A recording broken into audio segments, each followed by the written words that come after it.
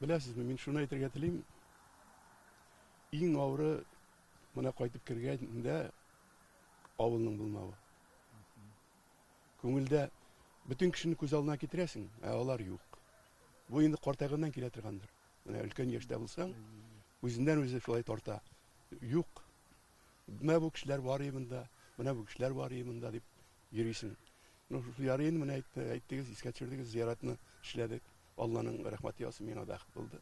Ул зиярат инде миннән соң калачак. Тагы бер кеше табылыр әле, Алла теләсә, ярдәм итәр, барап торыр миннән соң. Минем үземнең менә күңелемдә, чын күңелемдә ул иң зур эшләрем берсе дип уйлыйм. Ходай тарафыннан миңа ничектер шулай яктылык булды.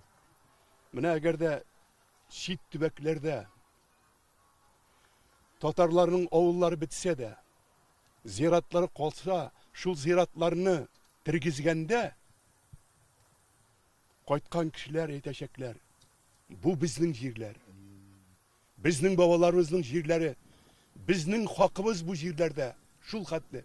Ул бит татарлар дөньясына сибелгән, Россиянең. Бөтен почмакларында, хәзер Россиянең авыллары да бетеп бара, урыс авыллары да. Шулар белән бергә татар авыллары да бетеп бара. Ә ул урыс җиренә әйләнә дә бетә. Ә бит ул безнең җирләр. Безнең бабаларыбызның җирләре. Моны исбат итү бер генә. Менә зиyaratны күрәсезме? Ничәнче гасырдан башлаганнар?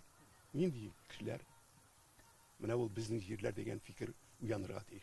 Бу менә шуңа күрә мин әйттем дә, сөйләдем дә, таралырга тиеш Рәсәй буенча.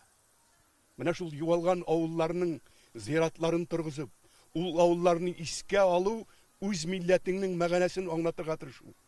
Ничек булган ул милләт? Нинди яшәгән? Һәм аның киләчәге ничек булырга тиеш? Ул без әйтәбез бит, үткәннәрне белмәгән кеше киләчәген белмәячәк. Ул һәрвакыт шулай булып калачак.